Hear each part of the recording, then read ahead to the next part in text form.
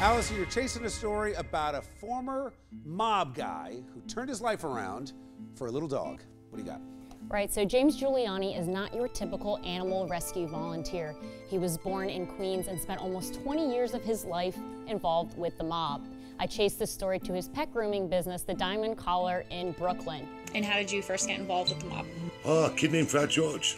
There's always a kid named Fat George. Fat George was a high school buddy, and he basically brought me to the Gotti Club when I was 18 years old. Okay. Primo, go the away. Being a mob guy, he said, was his thing. A day's pay for a day's night out. It was all about the money and how quickly he could get it. Drugs every day, drinking every day, women every day. You know, that's the gangster lifestyle. Robbing, selling drugs, selling steroids. Selling illegal cigarettes. That's my Italian accent. That was pretty good. Thanks. Yeah, I'm impressed. From the Irish Catholic. Yeah, that's impressive. So how did James go from drugs, alcohol, and prison to rescuing animals and running a pet grooming business? It's too cold. Well, it's all thanks to a little dog he found in the streets 10 years ago named Bruno. And when he died, that's when I had my turning point. That's when I knew what I was doing, I shouldn't be doing it. Instead, he wanted to help more animals on the street like his beloved Bruno.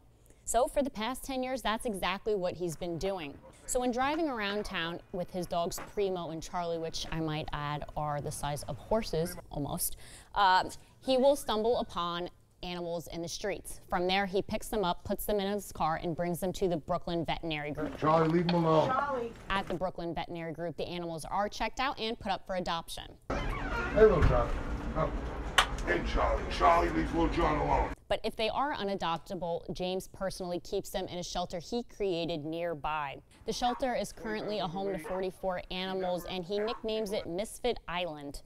In the shelter, the animals roam free and enjoy mob movies. Because what pet wouldn't? Of course. If you want to hear more about James's redemption story, he does have a memoir out titled Dogfather, and you can pick it up in bookstores. I don't know if I can buy it. I mean, I love dogs. I love Bruno. He's super What do you think, cute, it's a front for mob activity? So let me get this straight. Former mobster, criminal, drug addict, did time in prison, now makes money helping dogs. You know what I think? Well, Capitalist of the week. He doesn't Come on. He doesn't make money helping dogs. He's not making money? That was too quick. It's separate and